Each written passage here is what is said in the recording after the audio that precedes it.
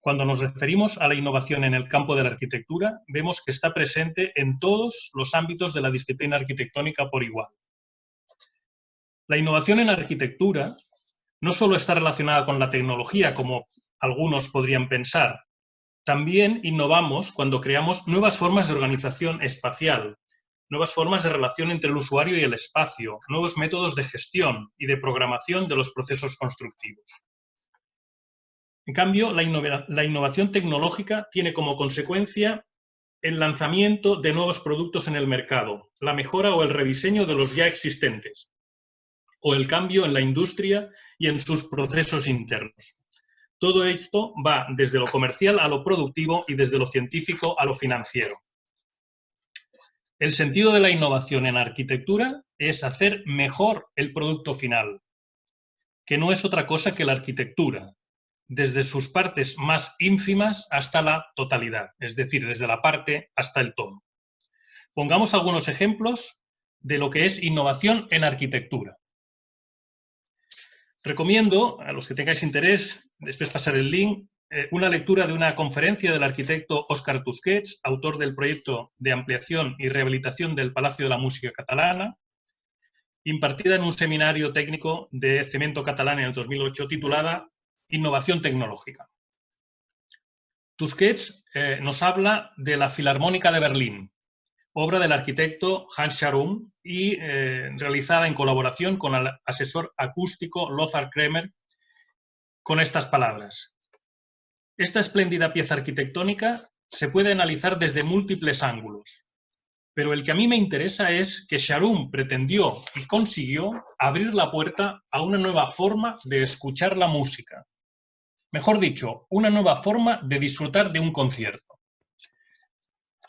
El resultado del trabajo de Scharoun y Kremer es que ambos realizaron una sala donde cada espectador, situado en una de las terrazas escalonadas que envuelven a los intérpretes, vive un concierto diferente.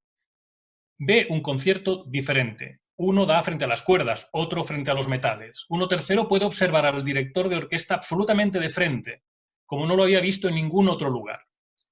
Tusquets termina con una rotunda afirmación. La Berliner Philharmonie fue tan genuinamente innovadora que ningún arquitecto responsable se ha podido liberar de su influencia. Yo diría que es esta última frase tan rotunda de Tusquets donde se expresa el verdadero sentido de la innovación, que no es otro que mejorar la arquitectura que precede a esa innovación. Otro ejemplo es este pequeño edificio de las escuelas de la Sagrada Familia de Gaudí. Se trata de un edificio de planta rectangular de 10 por 20 metros, con 5 metros de altura. El edificio actual, el que están viendo en la fotografía, es una reconstrucción, pues el original se quemó en 1936. La construcción se realizó con ladrillo visto, en 3 capas superpuestas, siguiendo la técnica tradicional de la bóveda catalana. Los muros de carga son igualmente de planta curvilínea, con una progresiva inclinación del techo al suelo, elaborados con ladrillos colocados en rompejunta verticalmente. Las distintas inclinaciones crean las formas geométricas de conoide, que confieren una serie de curvas cóncavas y convexas que en la cubierta permiten la eliminación de las aguas de lluvia y en la fachada contribuyen a la rigidización del muro vertical de cerámica. Las distintas inclinaciones creadas a través de formas geométricas en forma de conoide confieren una serie de curvas cóncavas y convexas, como he comentado, que en cubierta eliminan el agua y en fachada rigidizan el muro. La estructura interior se basa en 3 vigas dispuestas de forma vertical en el interior, que sostienen una viga horizontal situada en el centro, que a su vez sostiene unas tablas de madera sobre las que se eleva la cubierta de ladrillo. Según Tusquets, la aparente libertad escultórica de su cubierta y de su fachada responde a una lógica constructiva apabullante y afirma que este pequeño edificio representa una deslumbrante inventiva estructural, deslumbrante y tremendamente innovadora arquitectura en mayúsculas. Otro ejemplo de construcción con bóveda catalana es la obra del arquitecto valenciano Rafael Gustavino, que exportó a Nueva York esta técnica realizando proyectos muy significativos y de un coste muy reducido. La bóveda catalana es una estructura que trabaja totalmente a compresión, consiguiendo cubrir espacios de grandes luces con apoyos únicamente en el perímetro. Ejemplos significativos de su obra son la estación Gran Central del Metro de Nueva York y la sala central de la isla de Ellis. Hasta aquí estos 3 ejemplos de innovación en arquitectura. Hablemos ahora de las innovaciones tecnológicas, consistentes en introducir nuevos elementos, nuevas soluciones o técnicas que hacen avanzar en el sentido de mejorar las soluciones constructivas, los materiales y los procesos existentes. Y tomemos como ejemplo la bóveda catalana que hemos visto anteriormente. Veremos algunas innovaciones tecnológicas muy concretas. Es el caso de la técnica de la cerámica armada. Destacan aquí las investigaciones y las aportaciones de Eladio Dieste. Cuando describe el comportamiento de sus bóvedas gaussas, expone diferentes puntos que justifican su utilización, entre los que destaco el siguiente. Eladio Dieste dice: elegimos como directriz la catenaria. Luego, el peso produce compresión simple, y esta compresión hace capaz a la estructura de resistir flexiones. Esta capacidad aumenta mucho si consideramos un mínimo constructivo de armadura. Un ejemplo característico de aplicación de esta innovación tecnológica es el proyecto de la Iglesia de la Atlántida. Otro ejemplo mucho más actual de cerámica armada y en concreto de muros de ladrillo armado es este edificio del Centro Cultural Villa del Prado de Madrid, obra de los arquitectos Churtiaga, Cuadra y Salcedo, construido en 1998 y 2000. A diferencia de la innovación de Dieste, aquí la innovación consiste en que el armado permite el uso del muro aparejado de ladrillo tradicional en vigas de canto reducido y estructuras lineales horizontales de grandes luces. Otro ejemplo de innovación tecnológica es el sistema dominó de Le Corbusier, que todos conocemos y que ha tenido una influencia enorme en todos los sistemas constructivos actuales. Estos ejemplos son claramente innovaciones tecnológicas en la arquitectura, concretamente en las técnicas constructivas con el uso de materiales cerámicos. La segunda pregunta que debemos hacernos es: ¿cómo podemos innovar en el campo de la arquitectura? Y esta pregunta tiene 2 aspectos a considerar. Primero, podemos innovar introduciendo mejoras en todo lo ya existente, mejoras que hagan avanzar los procesos, los elementos, el diseño y las construcciones. Se corresponde con la mayoría de las innovaciones producidas a lo largo de la historia, de la mano de las empresas del sector de la construcción, que han hecho avanzar lentamente el sector, pero de manera segura y constante. Pondremos algunos ejemplos.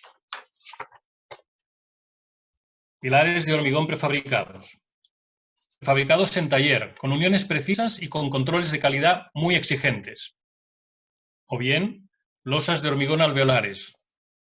Ambas innovaciones, pilares in situ y losas, proceden de la mejora de las viguetas de hormigón tradicionales. Permiten reducir el tiempo de ejecución. Mejoran los aspectos de cualidad en la ejecución técnica de la obra y en la durabilidad y reducen los tiempos de ejecución. También podemos innovar creando nuevos elementos, nuevos materiales o creando nuevos procesos constructivos. A partir de la revolución industrial del siglo XIX irrumpen nuevos materiales como el acero, el hormigón, más adelante los plásticos, etc. Y especialmente en este último siglo se incorporan nuevas tecnologías que requieren cada vez más de una especialización y de una continua evolución tecnológica. Pondremos algunos ejemplos. El panel contralaminado de madera, el panel CLT. El estudio de arquitectura de Michael Green de Estados Unidos es muy conocido por promover alrededor del mundo el uso de la madera contralaminada. Así han presentado últimamente este edificio llamado T3, Timber Technology and Transit. Este edificio es totalmente de madera contralaminada. Tiene una superficie de 28.000 metros cuadrados dedicados a oficinas y espacios comerciales. El hormigón pretensado. Las piezas en forma de hueso del arquitecto Miguel Fisac, la unión de estas piezas prefabricadas mediante cables tensados permite dotar de resistencia a la flexión con grandes luces. El diseño de Fisac resuelve al mismo tiempo temas tan importantes como la entrada de luz cenital y la evacuación de aguas. El Centro Histórico FedEx es un ejemplo magnífico de aplicación de su patente de piezas prefabricadas. Richard Bachmeister-Fuller es considerado el inventor de las cúpulas geodésicas, ya que es quien ostenta su primera patente de 1954. Este sistema constructivo y esta obra en concreto han sido seguidas por una infinidad de obras fundamentadas en su método estructural de barras geodésicas. La tercera pregunta que nos hemos de hacer es: ¿para qué innovar? ¿Cuál es el objetivo de la innovación? Es necesario innovar continuamente para cubrir las necesidades de la sociedad en continua evolución. También podemos considerar otros motivos más concretos, pero no por ello menos importantes, como pueden ser reducir los costes de fabricación y construcción, reducir las emisiones de CO2 que contribuyen a controlar el cambio climático, contribuir a la reutilización de residuos, reduciendo la contaminación, introducir mejoras en la calidad de la construcción y en la durabilidad, reducir los tiempos de producción, de fabricación, emergencia social, etc. La necesidad de acceso al agua para muchas personas es un problema. Work Water, de los arquitectos italianos Arturo Vittori y Andrea Vogler. El agua de lluvia y la niebla se capturan y almacenan durante los acontecimientos atmosféricos. El agua por condensación se produce por la noche cuando la temperatura del aire desciende por debajo del punto de rocío. La estructura de la torre se basa principalmente en bambú y el revestimiento es de plástico reciclado. La estructura consta de 5 módulos que se pueden instalar de abajo arriba por un grupo de personas, sin la necesidad de andamios, ya que pesa aproximadamente 60 kilos. Los problemas que el uso del plástico está generando en muchas ciudades, el proyecto de la empresa holandesa Volker Wessels consiste en recoger los residuos de plástico que están depositados en los océanos y reciclarlos para formar los pavimentos de estas carreteras prefabricadas. En relación a esta cuestión, quiero citar una frase de Richard Rogers, que dice así: soy un gran defensor de la tecnología, pero no de la tecnología por la tecnología. Esta debe enfocarse por y para el beneficio del ciudadano. Debe buscar la garantía de los derechos humanos universales y procurar refugio, agua, comida, salud, educación, esperanza y libertad para todos. Seguramente encontraremos muchos más motivos. En cualquier caso, considero que el objetivo de la innovación no es otro que mejorar la vida de las personas. No podemos ser esclavos de la tecnología. Cualquier avance o innovación debe contribuir a incrementar la felicidad y el bienestar individual y colectivo. De lo contrario, se pondría en duda la necesidad de esa innovación. El alcance de cualquier innovación debe de tener la mayor repercusión social. Si no, no es una innovación, sino una invención, un experimento, un prototipo.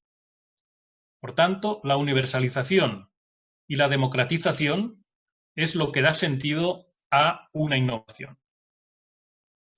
La pregunta 4 es: ¿en qué podemos innovar? Podríamos decir que en todo aquello susceptible de ser mejorado con eficiencia y con un coste mejor y asumible. En arquitectura podemos decir que casi todos sus aspectos son mejorables. De hecho, si reflexionamos, diremos que la arquitectura actual, desde el punto de vista de su cualidad constructiva, de los servicios y del confort que ofrece a los usuarios, es mucho mejor ahora que en todas las arquitecturas precedentes. Seguidamente pondré algunos ejemplos de en qué podemos innovar. Me he permitido para ello utilizar algunos ejemplos de trabajos de fin de máster, del Máster de Innovación Tecnológica en la Arquitectura que coordino en la UPC. Veremos en primer lugar innovaciones en la creación de nuevos materiales para aplicarse en diferentes elementos constructivos. El primer ejemplo que vemos aquí es la reutilización de residuos médicos para elementos de construcción. En este caso, los productos que se utilizaron permitieron crear un panel de aislamiento térmico semirrígido con una transmitancia térmica de 0,058 vatios metro Kelvin. O bien, también se pudo utilizar como tablero rígido con su uso en varios recubrimientos y en mobiliario. Esta otra investigación propone el uso de las fibras de pseudoplátano como refuerzo de una matriz de escayola que obtiene mejores resultados dentro de sus propiedades mecánicas y térmicas, proponiendo una solución ecológica para nuevas posibilidades de materiales y reducir, de alguna manera, los residuos que afectan enormemente al medio ambiente. Este trabajo, ya para acabar, analiza el reciclado de la cáscara de mejillón y propone posibles aplicaciones en materiales, fundamentalmente de aplicación de aislamiento térmico en paneles semirrígidos. Este ejemplo que os he explicado analiza el reciclado de la cáscara de mejillón y propone posibles aplicaciones en materiales fundamentalmente dedicados al aislamiento térmico. Otro ejemplo, también de reciclado de plástico, es la posible utilización como elementos de la construcción en muros a base de botellas PET de agua. Todos estos trabajos requieren del laboratorio donde evaluar sus aspectos de resistencia, su comportamiento térmico, lumínico, acústico, durabilidad. Son experimentos realizados en laboratorios de la UPC que ayudan a justificar la idoneidad técnica del nuevo material o producto propuesto. A su vez, se realizan también comparativas con otros productos de aplicaciones similares que ya existen comercializados dentro de la industria de la construcción. Otro caso, en este caso ya en funcionamiento, son los tubos de cartón como elementos constructivos desarrollados por el arquitecto Siger Uban, especialmente para pequeños espacios o bien para aplicaciones de emergencia social, como estamos viendo en estas fotografías. Ahora nos referimos a innovaciones en los sistemas de control ambiental. El primer ejemplo es una propuesta técnica energética para proyectos de viviendas del programa de crédito argentino. Se trata de implementar mejoras concretas en elementos ya existentes que en su conjunto tienen por objeto mejorar el comportamiento global del edificio, especialmente en todo lo referido a su comportamiento energético. En la misma línea que este ejemplo, vemos el diseño de un sistema de protección solar dinámico, que consiste en el desarrollo de un módulo prefabricado para fachadas mediante una estructura móvil que es capaz de dar respuesta a la necesidad de protección solar de un edificio, especialmente en aquellos entornos de fuerte radiación solar y climas muy calurosos. Podemos ver desde los croquis de diseño y de funcionamiento, los prototipos desarrollados y finalmente el resultado que finalmente el alumno propone en un edificio de manera virtual. Este ejemplo lo que hace es estudiar el análisis del efecto botijo como posible estrategia de enfriamiento por evaporación en fachadas de viviendas verticales para un clima cálido seco, en este caso aplicado a la ciudad de Hermosillo, México. Como innovación plantea el reciclado de las aguas grises y pluviales para la refrigeración evaporativa del edificio a través de su piel. También tenemos las innovaciones tecnológicas de los procesos de diseño y de gestión de los edificios. El Building Information Management, BIM, es uno de los ejemplos más interesantes y de más amplia implementación actual. Otro caso de mejora en los procesos constructivos es la construcción mediante impresoras 3D aplicadas inicialmente, como sabéis, a pequeñas piezas, pero que algunos ya están intentando llevar a la escala de los edificios. Conviene tener en cuenta que frente a la simplicidad de un elemento concreto, casi siempre con un único material, nos encontramos con la diversidad y complejidad de la construcción en los edificios, que hacen difícil y muy compleja la aplicación de las impresoras 3D. Finalmente, otra innovación viene dada por el uso de los robots en la construcción, como saben, ya integrados en las cadenas de montaje de elementos industriales, pero aún con escaso impacto en los edificios. Introduzco la siguiente pregunta. La innovación debe situarse en el contexto sociocultural, ambiental y económico propio. En general, las innovaciones no pueden exportarse, no deben exportarse, puesto que muchas de ellas dependen de factores locales, sociales y económicos, también culturales, por supuesto. Eladio Dieste justifica el uso de las bóvedas gausas por la costumbre y facilidad de trabajar con piezas cerámicas, con encofrados relativamente sencillos y de mayor rapidez que el uso de las losas de hormigón armado, sin entrar a valorar parámetros actuales como la sostenibilidad, la reducción de las emisiones de CO2 y análisis del ciclo de vida. La pregunta 6 dice si la innovación debe ser posibilista con los medios de producción locales y la cualificación profesional del sector productivo. Es evidente, esta cuestión está muy relacionada con la anterior. Actualmente la construcción sigue siendo un proceso con una presencia importante del trabajo manual, cada vez más especializado, por cierto, pero sin llegar a ser totalmente industrializado. Por ello, la cualificación profesional del sector productivo de cada lugar es determinante para el asentamiento de una determinada innovación, que puede ser de gran interés y beneficio para una sociedad, pero de nefasto resultado económico y de frustración para otros. La siguiente pregunta es: ¿una innovación debe ser cuanto más sencilla, mejor? En palabras del profesor Jaume Avellaneda, catedrático y profesor de nuestro máster, si se elimina lo que a mi entender puede ser superfluo, se alcanza una forma de pensar y construir más simple, pero al mismo tiempo más razonada. Construir simple no es ni fácil ni sencillo, pero merece la pena intentarlo. Y también afirma: la complejidad de un sistema es proporcional a la cantidad de información que se requiere para describirlo, para explicarlo. La arquitectura tradicional nos ha legado magníficos ejemplos de edificios construidos hace cientos de años en relativo buen estado. Estos edificios están resueltos básicamente con pocos materiales y elementos. La piedra, la madera, la cerámica son materiales multifuncionales que dan lugar a una construcción homogénea, compacta. En cambio, desgraciadamente, existen muchos casos de edificios modernos en los que su avanzada tecnología es la causa de sus constantes reparaciones y su deterioro. Las cosas sencillas son más fáciles de usar y mantener que las cosas más complejas. Jaume Avellaneda lo ejemplifica esta cuestión comparando una cafetera tradicional con una cafetera de cápsulas. También encontramos ejemplos de uniones sencillas en madera que recogen la traducción constructiva japonesa en la obra de Shigeru Ban, aunque a pesar de la sencillez de la solución, permite construir un edificio de grandes dimensiones. Aquí tenemos otras innovaciones sencillas, pero de implantación mundial, algunas relacionadas con la arquitectura, no todas. La siguiente pregunta es quizás la más sencilla. ¿Quién puede innovar? ¿Qué debemos saber para innovar? Puedo decir que para poder innovar hay que estar muy implicado con las técnicas o los procesos de la arquitectura. La experiencia profesional, el encuentro permanente con los mismos problemas, es lo que nos hace plantearnos preguntas.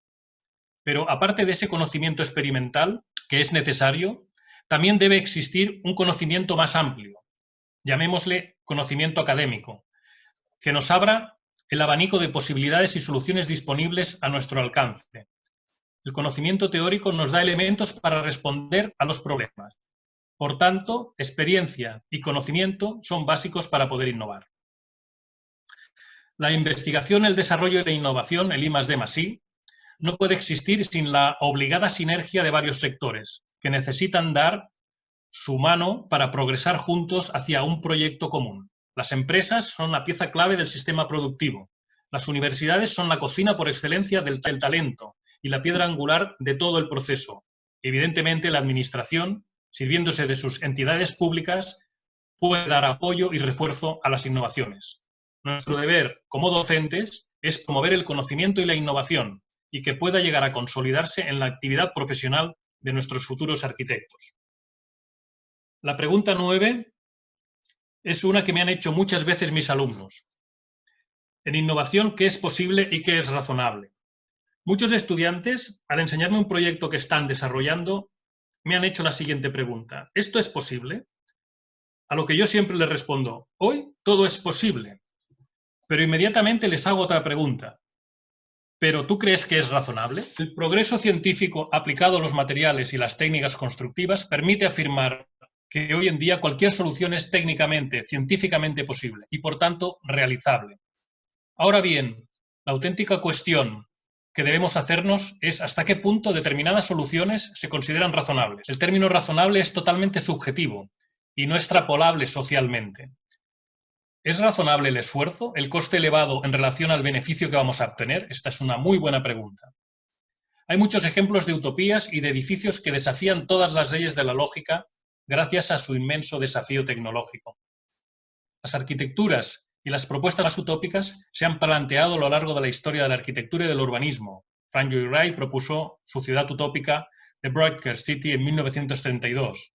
En Chandigarh, de forma contemporánea, Le Corbusier ponía por escrito los fundamentos de su ciudad ideal, en 1933 en la Carta de Atenas. En 1956 comenzaron las obras para construir una nueva capital de Brasil, Brasilia, aunque es conocida mundialmente por los monumentales edificios creados por Oscar Niemeyer. El urbanismo corrió a cargo de Lúcio Costa, firme defensor también de los preceptos de la Carta de Atenas. Tenemos los proyectos utópicos de Archigram. En la ciudad de Masdar, Foster & Partners asumió en 2008 el reto de crear en Abu Dhabi una ciudad 100% sostenible y con un nulo impacto medioambiental. Este futuro Silicon Valley del desierto promete cero emisiones de CO2 y cero residuos, un hito mundial que disfrutarán solamente 50.000 personas. Retoma las prácticas tradicionales de la arquitectura local, aspectos como la orientación, la creación de sombras, corrientes de aire, instalar patios con vegetación marcan la personalidad del proyecto de Mazda. Además, la prohibición del coche, la producción eléctrica por energía solar o la climatización por geotermia son algunas claves más para entender las posibilidades de esta urbe revolucionaria que sigue en construcción. En el sur de Nuevo México, la firma tecnológica Pegasus Global Holding ha empezado también la construcción de un centro llamado de la innovación, la experimentación y la evolución, su acrónimo en inglés SITE, un marco laboratorio que emula una ciudad de 35.000 habitantes. Ha costado, según la empresa, $1.000 millones y se sitúa exactamente en la misma línea que otros territorios como Masdar City en los Emiratos Árabes que hemos comentado. Finalmente pondré dos ejemplos de utopía y realidad muy parecidos. La ciudad ártica de Frei Otto. La búsqueda de recursos en entornos tan hostiles como el Ártico genera un buen punto de partida para el desarrollo de las utopías climáticas. En este caso, Frei Otto, quien hace el diseño estructural, se une a Kenzo Tange, que hace el planteamiento urbanístico, para diseñar una envolvente continua transparente de unos 3 kilómetros cuadrados de superficie, que ya había sido construida en menor tamaño en las Olimpiadas de Osaka de 1970 por Frei Otto, bajo el cual se gestiona un modelo de ciudad de baja densidad, a modo de pequeña ciudad jardín climatizada. Este es un proyecto no realizado. En cambio, el proyecto de la cúpula de Abu Dhabi, de Jean Nouvel, consiste en una superestructura metálica de cúpula, en forma de cúpula. Está compuesta por 85 grandes piezas de entre 5 y 7 metros de largo y 5 metros de canto, apoyadas sobre soportes temporales y unidas entre sí siguiendo un patrón horizontal, vertical y diagonal. El revestimiento se construye con 7.850 piezas de aluminio en forma de estrella de diferentes ángulos, que forman un total de 8 capas, 4 en el interior y otras 4 hacia el exterior, recubiertas de acero. Con una superficie de 24.000 metros cuadrados, con un coste público declarado de 1.000 millones de euros, es decir, 42.000 euros por metro cuadrado, la pregunta no es si es posible, sino si es razonable. Y la última pregunta que debemos hacernos es una pregunta que todavía no conocemos, es una pregunta que está abierta, es una pregunta que alguien de vosotros o cualquier profesional se formulará y seguramente dará pie a un nuevo avance, a una nueva invención. Esta pregunta es la que dejo para ustedes. Gracias.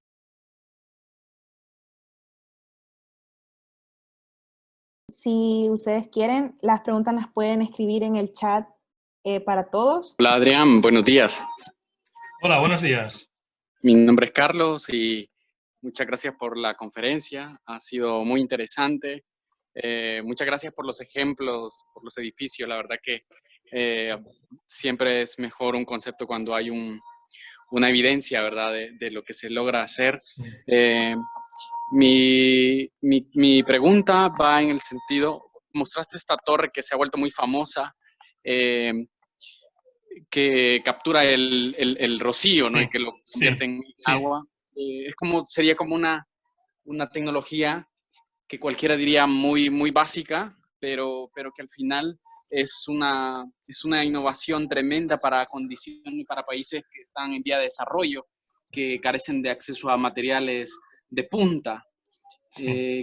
¿Cómo haces tú este contraste entre esta innovación de materiales y tecnología de punta versus este tipo de innovación, sobre todo en el contexto en el que vivimos nosotros, en el contexto salvadoreño, que somos pues un país que está en vías de desarrollo, aunque después de la pandemia no sé si todavía nos llamarán así, pero ¿cómo haces ese contraste? ¿Cuál es tu valoración? ¿Cuáles serían los puntos claves para poder, llamémosle así, tener apropiarnos de tecnología que va saliendo? ¿Cuáles serían esos criterios interesantísimos? Yo no estoy diciendo que no podemos crear tecnología, creo que sí. De hecho, Lisette ha trabajado mucho en innovar con materiales y eso, pero ¿cómo ves tú el tema de la apropiación de tecnología? ¿Cómo podemos innovar con materiales y elementos que ya están hechos? ¿Cuáles serían estos criterios fundamentales para innovar desde ese punto? Gracias por tu respuesta. Sí. A ver, Carlos, esta pregunta es una pregunta muy recurrente, sobre todo cuando tenemos alumnos que vienen de Sudamérica, Centroamérica. No hay que dejarse deslumbrar por las innovaciones.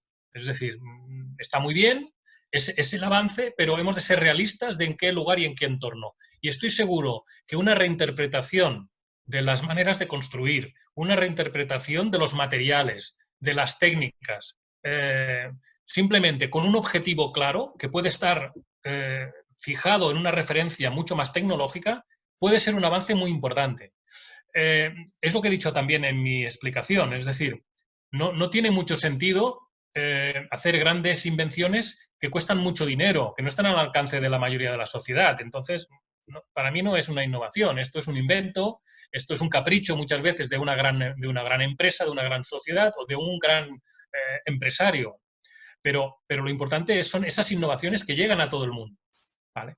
Entonces, es importante tener un sentido crítico. Es decir, a veces hacemos las cosas por inercia. Es que aquí se construye de esta manera, es que la manera de hacer siempre ha sido esta. A ver, de manera natural las cosas cambian, pero cambian de una manera muy lenta. El conocimiento, la formación, la investigación hace que esta dinámica tan lenta que tiene la arquitectura se acelere, sea más rápida. Entonces ahí es importante conocimiento y sentido crítico, ¿no? Yo no sé si te he contestado, Carlos, a la pregunta, espero que sí. Nada, sí, muchas gracias. Muy interesantes los puntos que has expuesto. Muchas gracias. Lo que usted nos había hablado un poco antes de que iniciara la conferencia sobre las másters, creo que eso es un tema que es bastante importante y de platicarlo tal vez. Entonces, no sé si nos comenta un poco de lo que nos dijo de lo que va a haber el viernes o de las másters que usted, en las que usted trabaja e imparte clases, no sé. Sí, brevemente os puedo decir que, bueno, yo soy el coordinador de una línea de especialización del Máster Barcelona Arquitectura, que es un máster muy potente de la Escuela de Arquitectura, en el que hay 9 líneas de especialización y una de ellas es la que yo coordino, que es la línea de innovación tecnológica en la arquitectura. Esta línea se dedica fundamentalmente a hablar de innovación en la arquitectura y evidentemente tiene 10 materias, 10 asignaturas totalmente diferentes que analizan muchísimos aspectos de la innovación.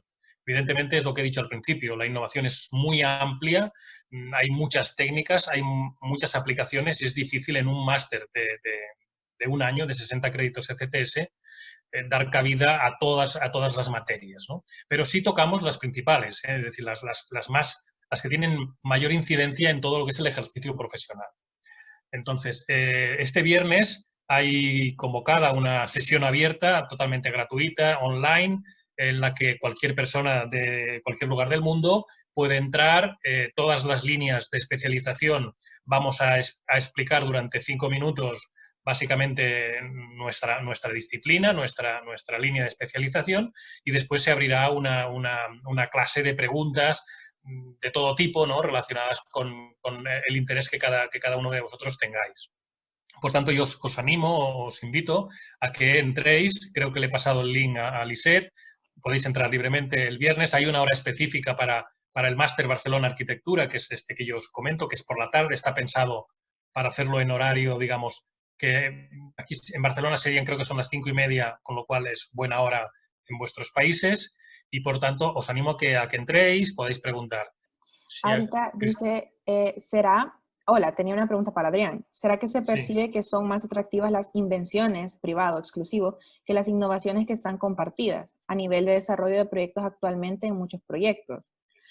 ¿O cuál es la línea que define a una innovación, además de las ya comentadas? Muchas gracias. A ver, este es un tema muy interesante. ¿Quién me ha hecho la pregunta? Tatiana. A ver, el mundo de la arquitectura actualmente, cuando miráis revistas de arquitectura, lo que vemos suelen ser invenciones, suelen ser edificios que se salen de la normalidad, suelen ser edificios muy complejos, suelen ser edificios singulares, suelen ser elementos prácticamente que no van a tener una repetición. ¿Vale? Por tanto, son elementos, son edificios que van a tener una repercusión puramente mediática, son como grandes estrellas de Hollywood, pero detrás de esa estrella hay todo un mercado de actores, hay todo un mercado que produce cine, que produce actividades y que al final lo que hace es la pervivencia de ese medio, de ese sistema. Es decir, un edificio de Jean Nouvel no salvará la arquitectura. Es decir, la arquitectura la salvan los miles y miles y miles y miles de edificios pequeños que se están construyendo, que están funcionando, que están haciendo que la vida de las personas sea mejor. Por tanto, innovación e invención, para mí, la diferencia fundamental es lo que he dicho. Es decir, una innovación, sobre todo en arquitectura, se puede llamar así cuando tiene una aplicación masiva, es decir, cuando realmente llega al alcance de muchas personas. Si no, bueno, pues es un invento, es un prototipo, es un elemento singular, pero que si solo se benefician una o dos personas o un grupo reducido, pues no tiene mucho interés para la sociedad. Es una línea difícil, ¿eh? Uno podría decir, bueno, es que invención e innovación es lo mismo. Bueno, para mí no. Para mí una invención es diseñar una lámpara muy preciosa que vale muchísimo dinero, que solo la pueden tener 3 personas, que es muy bonita, pero se queda ahí. Y en cambio una invención es diseñar un sistema, una lámpara mucho más modesta, pero que funciona con energía solar, que puede estar en cualquier lugar de África sin instalaciones eléctricas. Esto sería una innovación. Lo otro es un invento, es un prototipo, ¿no? Un elemento que va a morir en sí mismo, es decir, no tiene continuidad, ¿no? También el hecho de la continuidad y de la evolución y del perfeccionamiento de un elemento también está ligado a la innovación. No sé si te he contestado, Tatiana, a lo que me preguntabas.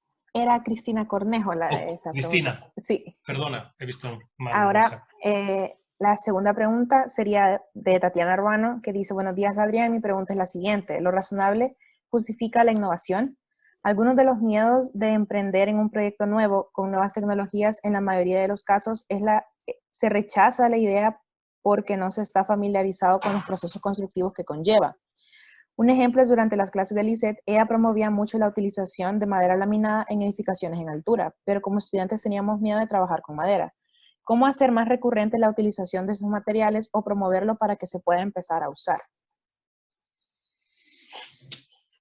Bueno, esa es una muy buena pregunta. Es decir, en general, todas las innovaciones representan, como he dicho, hay 2 tipos de innovaciones. Aquellas que mejoran un proceso que ya existe y aquellas que generan nuevos procesos o nuevos elementos. Evidentemente, en general, para toda la sociedad, cualquier cosa nueva siempre hay que estar atento, ¿no? Porque es desconocida. No sabemos si va a tener futuro, porque es una cosa nueva y desconocida. Yo creo que aquí está un poco el acertar en cuanto se plantea una propuesta nueva, en acertar en el sentido de que tenga esa repercusión social que yo digo. Es decir, si queremos introducir el CLT en un país, en una ciudad, pues ¿por qué no apostamos con construir una cabaña, una pequeña vivienda para una familia reducida, con un coste relativamente económico, fácilmente de construir, que el propio usuario pueda intervenir en el proceso de montaje? ¿Por qué no apostamos por esta vía, que no es tan espectacular, no seremos tan divinos, que no proponer un edificio de 18 plantas de altura en madera, que es arriesgado, que la gente dice, bueno, pero ¿cómo puede ser? Si es de madera, se va a quemar, se va a romper.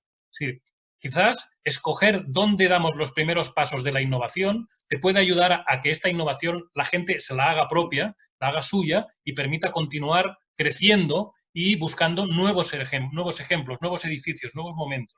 Entonces yo creo que ahí está un poco el tema. Es decir, reconozco que todo lo nuevo siempre tienes una sensación de cautela, ¿no? de precaución, porque no se conocen los resultados. Por eso es mejor ir poco a poco, sin demasiadas pretensiones, buscando aplicaciones sencillas, que no sean complicadas, ¿no? Que seguramente los resultados serán mucho más evidentes y mucho más claros y más directos. Bueno, Gabriel Ernesto Morales Arévalo dice, buenas tardes. Mi pregunta para el doctor Adrián sería en base al punto que comentó que las innovaciones no es ideal que sean exportadas ya que son propias a los recursos, materiales y condiciones de la región, pero en cuanto a lo temporal, ¿qué considera que una innovación debe ser flexible al paso del tiempo? Es decir, es mejor que sea lo más eficaz posible y eficiente, aunque sea bastante específica, o debe ser más flexible a posibilidades de cambio. Yo te diría lo siguiente, es decir, he dicho que las innovaciones son mejoras de procesos, mejoras de materiales.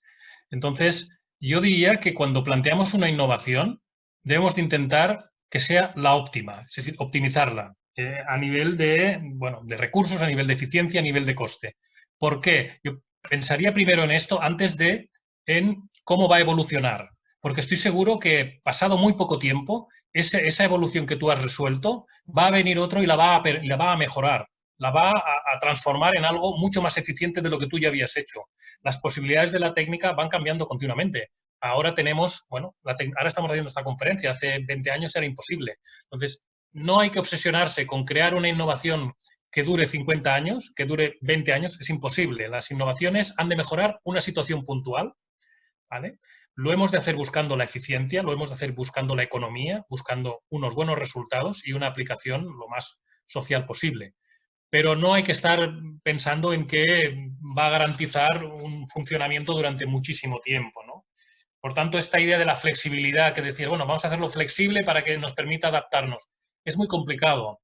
Las soluciones flexibles son complejas, quiere decir movimiento, quiere decir muchos materiales, muchas soluciones, mecanismos de movimiento, motorizaciones, sensores, todo esto es alta tecnología. Entonces, es mejor centrarse en soluciones sencillas que no en soluciones complejas que puedan ser más flexibles. Por tanto, yo creo que empezaría paso a paso por algo que funcione y los temas de flexibilidad seguramente vendrán más adelante. Si tú eres arquitecto y estás proyectando un edificio y quieres realizar alguna innovación específica, ya sea en la manera de organizar ese proyecto, es muy importante que la persona responsable de ese edificio, el promotor, el constructor, la administración, también se sientan implicados en esa idea de evolucionar a través de las innovaciones. Y esto, bueno, esto es un poco ligado a la pregunta que me han hecho antes, un poco este miedo a lo nuevo, ¿no? Entonces hay que ahí ser, yo diría que hay que educar, hay que informar bien, hay que explicar bueno, que innovar es una necesidad, que el hombre ha estado innovando continuamente, desde que apareció en la Tierra, siempre ha estado en continua evolución. Lo que pasa es que ahora hemos entrado en una fase en que esta innovación pues está mucho más asociada a los recursos, como he comentado. Entonces, bueno, yo creo que una buena manera de animar y de incentivar a todos los que estamos interviniendo en el sector de la construcción es la educación, es informar, es saber transmitir las bondades y los beneficios que tienen cualquier mejora, cualquier innovación. Es importante esta idea de yo no innovo porque quiero ser mejor arquitecto, no innovo porque quiero salir en las mejores revistas, no, estoy innovando porque pretendo que eso que voy a hacer es un gran beneficio para la sociedad, es un beneficio directo para los usuarios de ese edificio, etcétera, etcétera. Y siempre buscando el proyectar la idea de que todo lo que estamos haciendo es para digamos, el beneficio social y no la autocomplacencia de nuestro propio ego que a veces condiciona muchas decisiones. Lisette me dice que esta sería la última pregunta, la que le leeré ahorita. Dice, buenos días, Adrián, vale. Alimentando a los nuevos métodos de construcción y lo que ha comentado por mí, Tatiana. En el país actualmente existe un proyecto de unos bloques de plástico reciclados, esos son modulados y propuestos por la empresa de termoencogibles, quienes son especializados en plásticos de diferentes tipos. Ellos están formando una casa social para demostrar su eficiencia del material. Mi pregunta es, ¿ese material siempre causa controversia? ¿Usted ha visto la funcionalidad de ese tipo de tecnologías? No conozco la patente de esta empresa que me comentas. A ver, en realidad yo diría que esta solución de utilizar el plástico para construcción, plástico reciclado, pues bueno, tiene un recorrido que yo creo que no es excesivamente largo, Actualmente la fabricación de plástico pues, se está poniendo en crisis en muchas sociedades, se está prácticamente limitando su uso y su fabricación. Aquí en España prácticamente las bolsas de plástico de los supermercados ya están casi prohibidas. Entonces, si ese material va a dejar de fabricarse, pues quizás el futuro de ese residuo pues será limitado, ¿no? Entonces, bueno, en cualquier caso, yo diría que hay muchos materiales y que tienen dificultades para cumplir con unos estándares de seguridad, sobre todo de tipo estructural. Claro, una vivienda, pues es una vivienda, por lo menos aquí en Europa, ha de cumplir con unas exigencias estructurales importantes. Es decir, no se puede hacer un edificio de cualquier manera, no es una cabaña que hace uno para que no te dé el sol. Es decir, es una construcción sólida que ha de aguantar la presión del viento, la resistencia estructural, la nieve, una serie de sobrecargas, ha de mantener una durabilidad. Es decir, hay muchos. Aquí tenemos una normativa muy compleja, muy exigente, que es el Código Técnico de la Edificación, que hace que no sea fácil utilizar cualquier material reciclado para una aplicación constructiva. Otra cosa es un elemento no estructural, un revestimiento, una puerta, un elemento que no tenga ninguna función dentro de las funciones estrictamente importantes en la arquitectura. Entonces, eso también limita mucho, es decir, la posibilidad de aplicar un material cuando existen una serie de regulaciones normativas importantes.